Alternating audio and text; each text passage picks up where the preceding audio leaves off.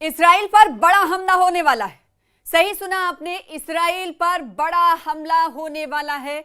वो इसराइल जो इस वक्त दुनिया को धमका रहा है, वो इसराइल जो फिलिस्तीन और गजा पर जुल्म बर्बरियत की इंतहा कर रहा है, उस इसराइल पर बड़ा हमला होने वाला है।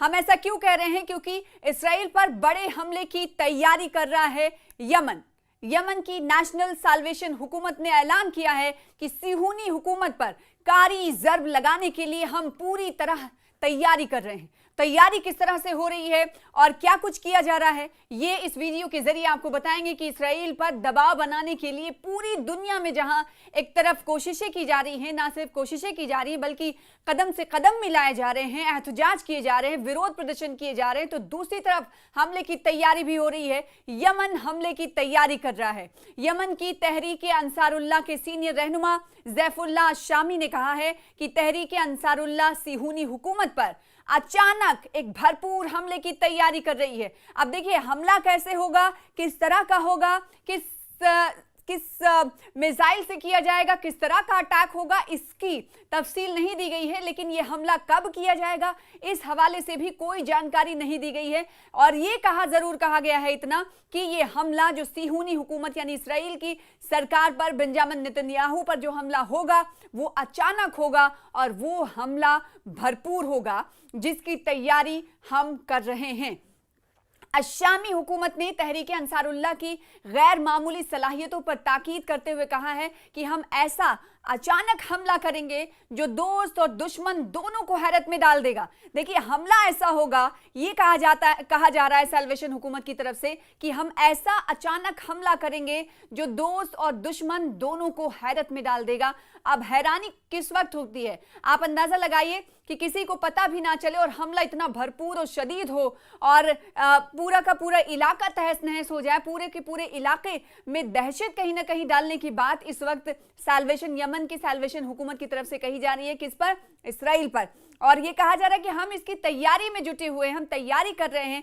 कब और कैसे हमला होगा ये तो नहीं, लेकिन जो हमला हम करेंगे वो भरपूर हमला होगा ताकि ना दोस्त को पता चल पाए और ना दुश्मन को पता चल पाए। और जब ये हमला किया जाएगा तो दोस्त और दुश्मन दोनों को हम हैरत में डाल देंगे। साथ ही उन्होंने सना की नई टेक्निक और जदीद तरीन पेशरफ्त की जानिब भी इशारा किया और कहा कि हमारे फौजी ज़खायर में भरपूर सलाहियत और गुंजाइश है। देखिए हम किस तरीके से ताकतवर हैं, हमारे जदीद तरीन पेशरफ्त की जानिब से या जदीद तरीन जो टेक्नोलॉजी है, जदीद तरीन जो हथियार हैं, उसके ज़रिए हम इसराइल पर इस तरीके से हमला करेंगे ताकि उसे हमेशा याद रहेगा। ऐसी तैयारी हम करते हुए दिखाई दे रहे हैं और हम कर रहे हैं। साथ ही साथ इसकी वजह से इस तरफ इशारा करते हुए, जदीद तरीन पेशरफ्त की जानिब इशारा करते हुए कहा कि हमारे फौजी ज़ख़ीरे जो हैं उनमें भरपूर सलाहियत और ताकत मौजूद है, इसकी गुंजाइश है।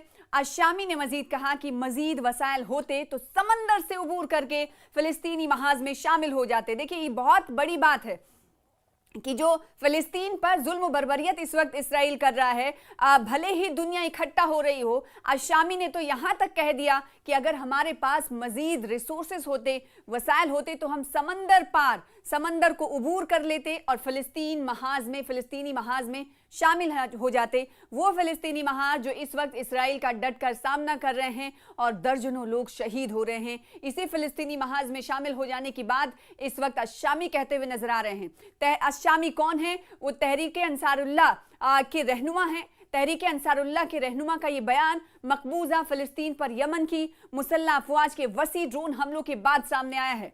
इसराइली ज़राए ने पीर की शाम रिपोर्ट दी है कि यमनी फौज ने मकबूजा फिलिस्तीन की जानिब बड़े पैमाने पर ड्रोन तैयारे रवाना किए हैं। और आपको यहाँ पर यह भी बताना ज़रूरी है कि पिछले दिनों इसराइल के अटैक में, इसराइल की तरफ से हमले किए गए, उसमें होसियों के पीएम और कई वज़रा की मौत हुई और इससे होसी इस वक्त बागी हुए पड़े हैं। होसियों की तरफ से रोज़ नए तरीक़े अपनाए जा रहे हैं। तो एक तरफ अशामी की तरफ से कहा जा रहा है कि हम हमला ऐसा करेंगे कि दोस्त और दुश्मन दोनों को पता नहीं चलेगा। और जब ऐसा भरपूर हमला हम जब करेंगे तो इससे पूरा इलाका दहल उठेगा। तो एक तरफ तो साल्वेशन हुकूमत की तरफ से ये बात कही जा रही, तो दूसरी तरफ होसियों की अगर बात करें तो होसी भी पूरी तरीके से तैयार हैं और अपनी जो मौजूदगी है वो दर्ज कराते हुए वक्तन फवक्तन दिखाई दे रहे हैं। गुज़िश्ता दिनों की बात करें तो सना में यूएन के दफ्तरों पर इन हौसियों की तरफ से छापा मारा गया। जैसा कि आपको मालूम है कि यमन में कई हिस्सों पर हौसियों का दबदबा है, हौसियों की पकड़ है और सना में भी हौसियों की मजबूत पकड़ है। सना में हौसियों ने उन तमाम अमवात का बदला लेने की ठान ली है, इसीलिए अब पूरी दुनिया में उनकी मौजूदगी दर्ज हो, पूरी दुनिया में उनकी नाराजगी पता चल पाए, पूरी दुनिया के लोगों तक उनका पैगाम जाए कि इस वक्त हौसी क्या कुछ कर रहे हैं और क्या कुछ करना चाहते हैं।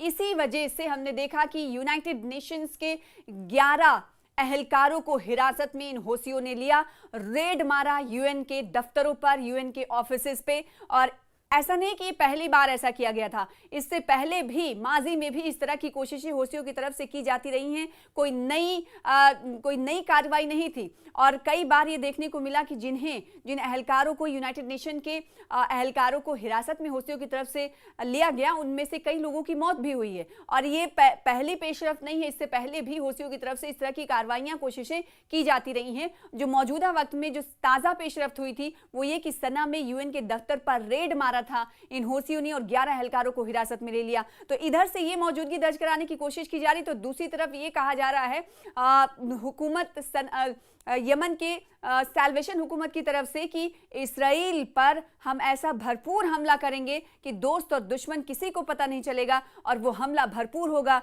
जिससे सभी हैरान हो जाएंगे कि हमने हमला सिहूनी हुकूमत को ताकतवर और भरपूर हमले से हम हैरान और परेशान कर देंगे। ये कहना है यमन के सैल्वेशन हुकूमत का और इस तहरीक से जुड़े मेंबर्स का ये कहना है कि हमें अपनी फ़ौज पर फ़ख्र है, हमारे फ़ौज की ताकत बहुत बड़ी है, बहुत मजबूत है। लिहाजा अगर मौजूदा वक्त में उन्होंने कहा कि हमारे पास अगर और ज़्यादा रिसोर्सेज होते तो फ़िलिस्तीनी महाज में भी हम शामिल हो जाते। इस बयान से अंदाज़ा लगाया जा सकता है कि इस वक्त इसराइल को घेरने की कोशिश या इसराइल पर ताकत का इस्तेमाल करने की कोशिश किस तरह से हो रही है और किन किन ममालिक तरफ से हो रही है, किन किन सरकारों की तरफ से हो रही है। चाहे इक्तिसादी की बात करें, इक्तिसादी दबाव की बात करें, सियासी दबाव की बात करें या ताकत का इस्तेमाल की बात करें, इस वक्त इसराइल को घेरने की कोशिश लगातार जारी है।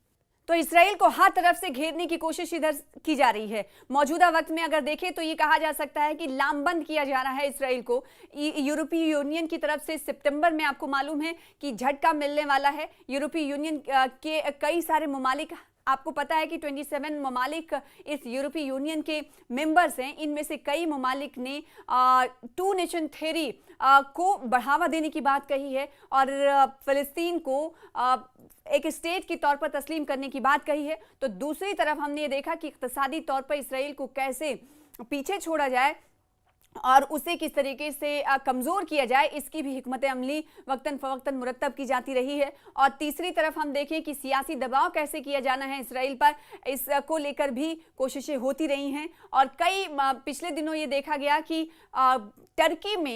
टर्की में एक गज़ा कॉन्फ्रेंस हुआ था जिसमें 150 उलमा इकट्ठा हुए थे और पैलेस्टीनियन डिक्लेरेशन वहाँ से जारी हुआ था। और ये कहा गया था इस डिक्लेरेशन में कि वो तमाम ममालिक से अपील करेंगे कि इसराइल के साथ कोई कारोबारी रिश्ता ना रखें, यानी इक़्तिसादी तौर पर इसराइल को झटका देने के लिए पेशरफ्त हो रही थी। 150 से ज़्यादा उलमाए कराम यहाँ पर इकट्ठा हुए थे और 50 ममालिक के उलमा थे। और दूसरी तरफ टर्की के एक वजीर जद्दा में जाकर ये कहते हैं कि इसराइल के खिलाफ हमें कुछ न कुछ आने वाले दिनों में हिकमत अमली मुरतब करनी होगी। कड़े अल्फाज में कहा जाता है कि इसराइल को जवाब देने का अब वक्त आ गया है, टाइम फॉर एक्शन आ गया है। कहीं ना कहीं उनकी तरफ से ये कहा गया कि अब हमें एक साथ आना है और एक साथ आकर दबाव नहीं, अब एक्शन की तैयारी करनी है। यानी इस वक्त इसराइल को सबक सिखाना है, इसके लिए अब हमारे पास ज़्यादा वक्त नहीं है, अब एक्शन उठाना पड़ेगा, एक्शन करना पड़ेगा। टाइम फॉर एक्शन आ चुका है और ये मौजूदा जो वक्त है, मौजूदा वक्त में ही हमें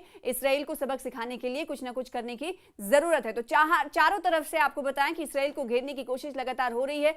अब यमन के अशामी सैल्वेशन हुकूमत की तरफ से कहा गया है कि वो बड़े हमले की तैयारी इसराइल के खिलाफ कर रहा है।